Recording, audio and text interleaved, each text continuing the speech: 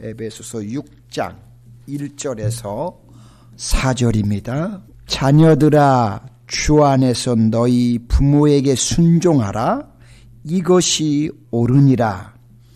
내 아버지와 어머니를 공경하라.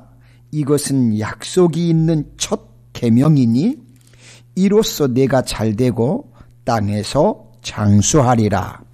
또 아비들아, 너희 자녀를 노엽게 하지 말고 오직 주의 교훈과 훈계로 양육하라. 아멘. 오늘은 마더스데이, 어머니 주일입니다. 자, 우리 한번 어머니들에게 감사하면서 한번 인사 한번 하겠습니다. 자, 우리 한번 해피 마더스데이 한번 같이 하겠습니다. 시작. 해피 마더스데이. 어머니들 감사합니다. 늘 수고해 주시는 우리 어머니들에게 진심으로 감사를 드립니다.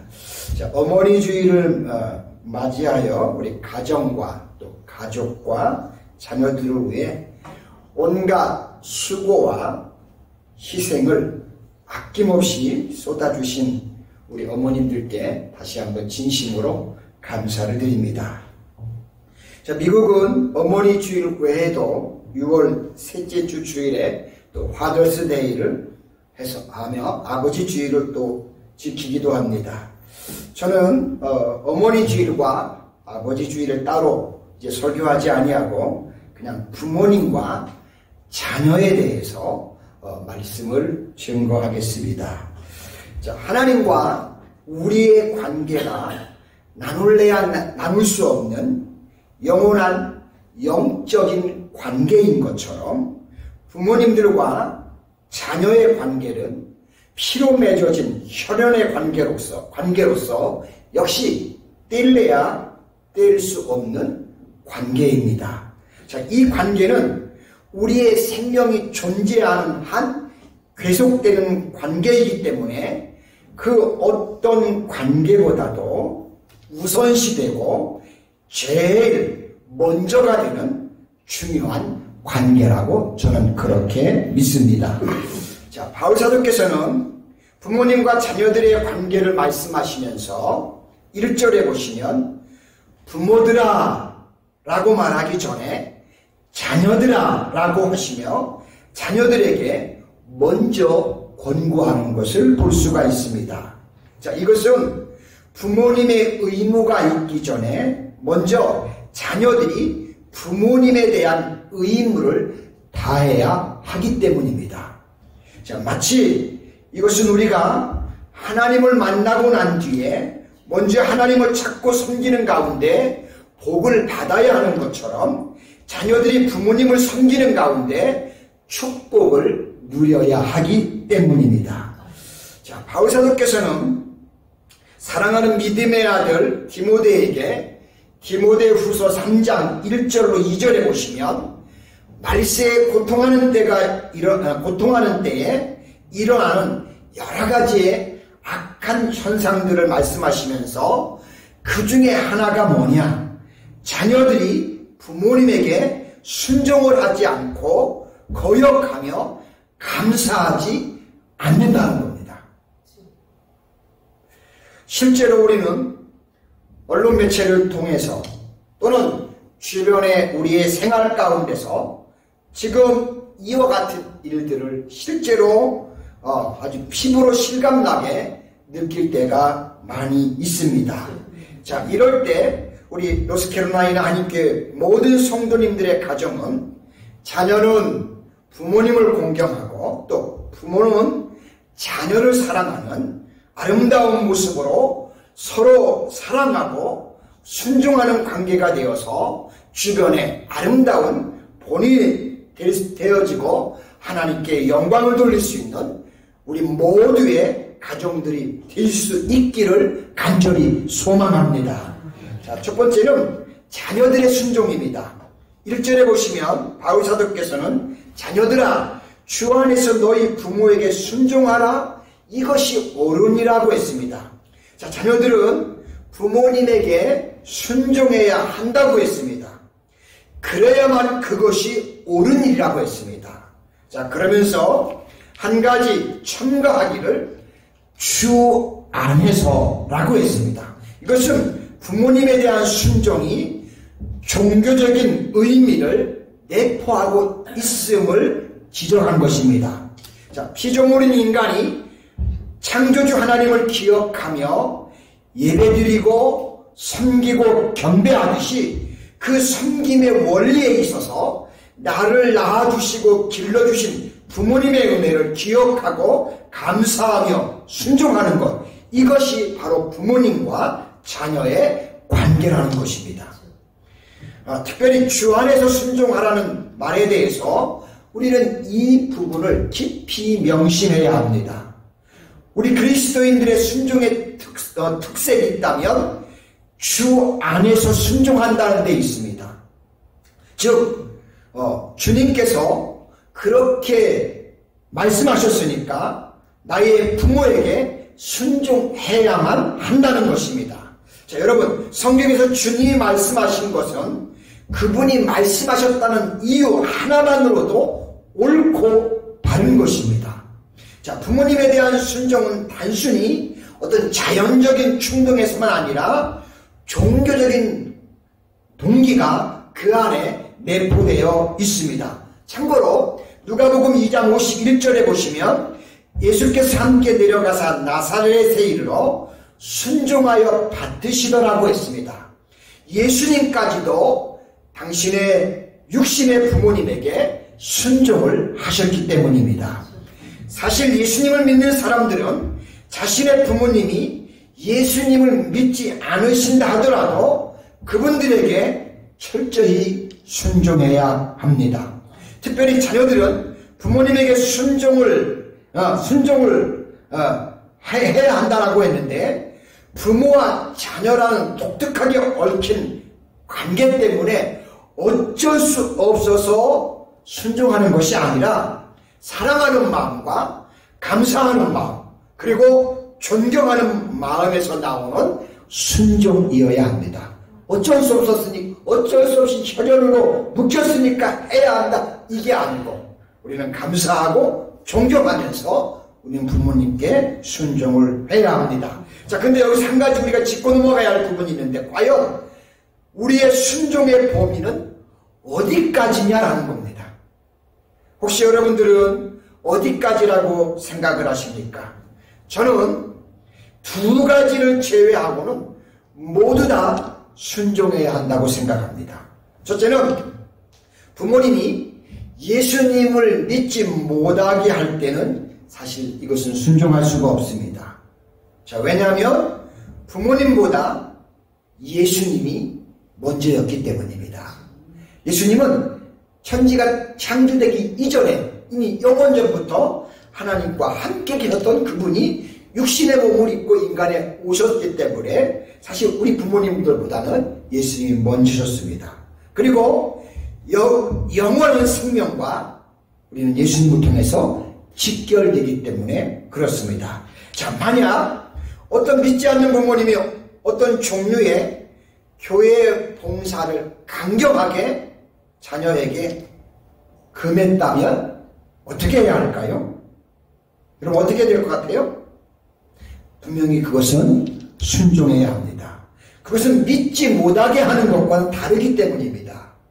어떤 바쁜 일이 있어서, 무슨 일이 있어갖고 어머니가 요구할 때는, 아버지가 요구할 때는 우리는 순종해야 합니다. 부모님 말씀에. 물론 믿지 못하게 하면 이건 생명과 직결된 것이기 때문에 아니겠지만, 그렇지 않고는 우리가 그것에 순종할 수 있어야 합니다.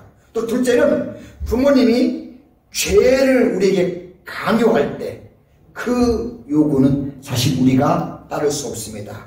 왜냐하면 죄는 우리를 하나님과의 관계를 단절시키고 죽음에 이르게 하기 때문에 죄를 짓게 하는 것에 대해서는 우리는 순종할 수가 없습니다.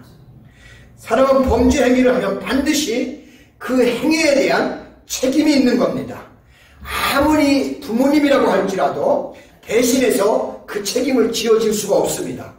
범죄 행위를 자녀에게 강요할 때 부모님에게 책임이 있지만 부모님에게 요 책임이 있지만 그 일을 저지른 자녀에게 모든 것이 되돌아간다는 사실입니다. 그러므로 이 두 가지를 제외하고 어떤 모든 일이 있을지라도 우리는 부모님에게 순종을 해야 합니다. 그래서 골로새 3장 20절에 보시면 자녀들아 모든 일에 부모에게 순종하라. 이는 주 안에서 기쁘게 하는 것이라 라고 성경은 그렇게 말씀하고 있습니다. 우리는 순종을 통해 우리의 부모님들을 기쁘시게 해드릴 수 있는 저와 여러분들이 될 수 있기를 소망합니다. 자, 두 번째, 부모님을 공경하는 것입니다. 2절에 보시면 내 아버지와 어머니를 공경하라고 했습니다. 자녀들은 부모님을 공경해야 합니다. 여기 공경한다, 이 말의 본래의 의미는 값을 치른다라는 말에서 유래한 단어입니다. 부모님이 우리를 위해 희생하신 것에 대해서 중요하게 여기면서 섬겨야 한다는 뜻입니다. 또한 공경한다는 원어의 뜻은 부모님의 명예를 높이라는 의미도 있습니다. 즉 우리가 부모님께 효도를 함으로써 우리의 부모님들의 이름이 우리를 통해 드러날 수 있도록 빛나도록 그렇게 자녀들은 해야 한다는 것입니다. 자, 그렇다면 여러분, 우리는 왜 부모님을 공경해야 합니까? 2절 말씀을 계속해서 보시면 이것은 약속이 있는 첫 계명이라고 했습니다. 우리가 구약 출애굽기 20장에 나와 있는 10계명을 보시면 10계명 중에서 1계명부터 4계명까지는 하나님에 관한 계명입니다. 이 계명들을 자세히 보면 무엇을 하라, 여기에는 명령만 있습니다. 그리고 약속은 없습니다.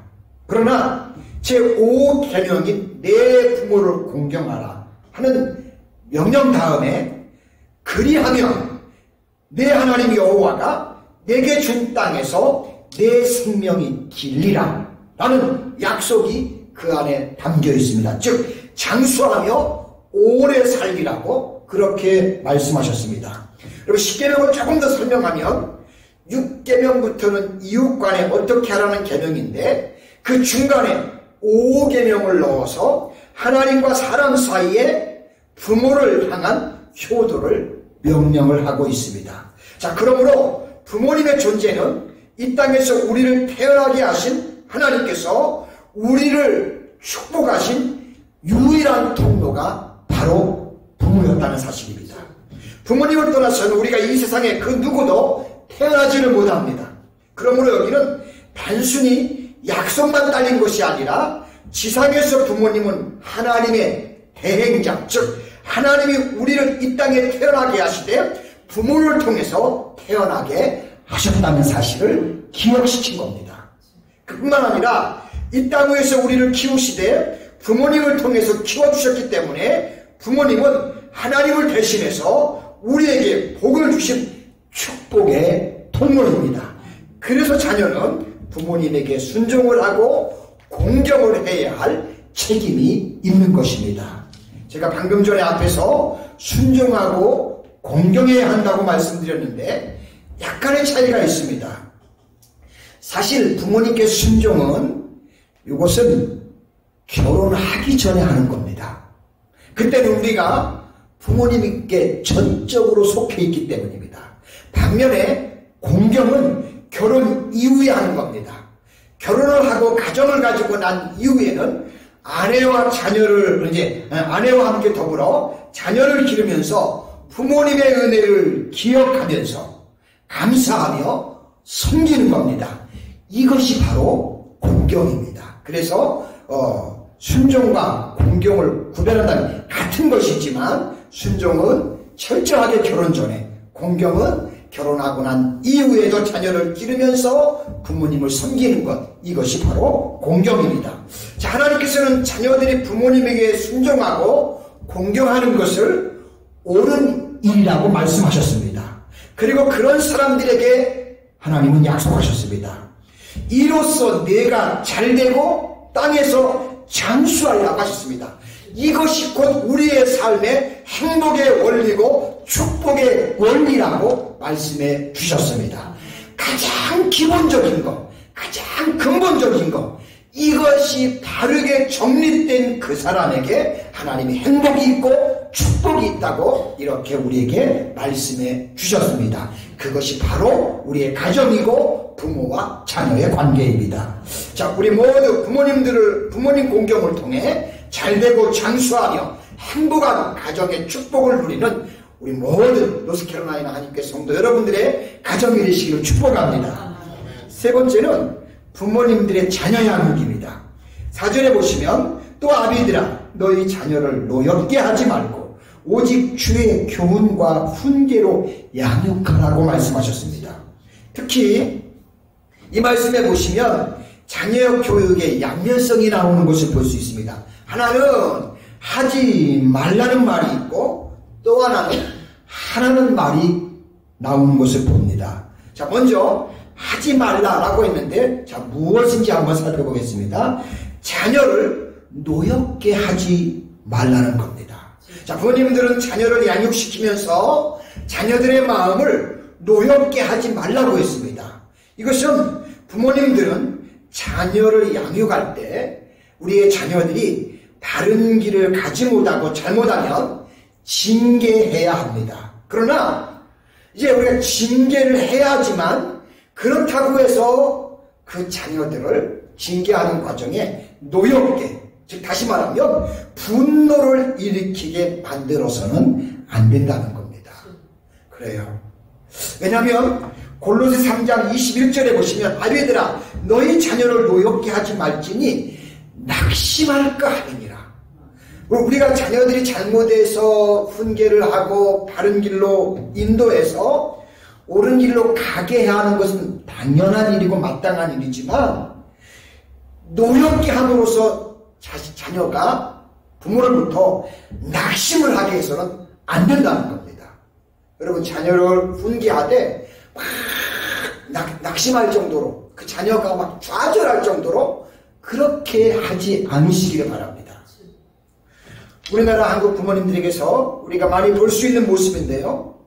모든 사람들이 다 그렇지는 않지만 종종 몇몇의 부모님들은 자기들의 기분이 나쁜 일이 있거나 아니면 좀 속이 상한 일이 있으면 그 감정풀이를 자녀들을 때리고 구박하면서 험한 말을 하는 것을 종종 볼 수 있습니다. 그렇게는 자기의 감정을 푸는 부모들이 있는데요. 절대로 우리 그리스도인들은 이런 습관을 가져서는 안 된다고 저는 확신합니다.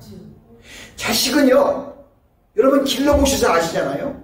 하나님이 우리에게 주신 최고의 선물 아닙니까? 저는 그렇게 믿습니다. 하나님이 우리에게 주신 최고의 선물입니다. 하나님께서 나를 통해서 귀한 자녀를 키울 수 있도록 맡겨진 존재입니다. 내 소유물이 아닙니다.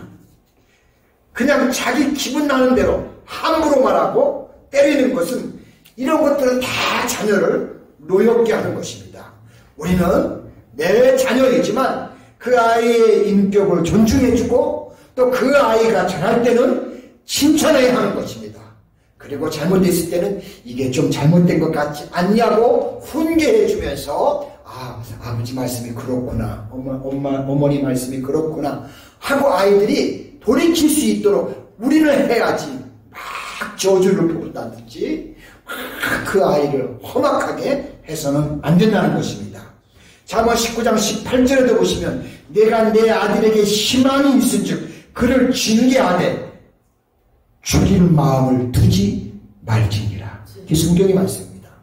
자녀들은 징계할 수는 있지만 무슨 얘기냐면 미워하지 말라는 것입니다. 자, 그리고 두 번째는 하라고 했는데 부모는 자녀에게 그럼 어떻게 해야 합니까?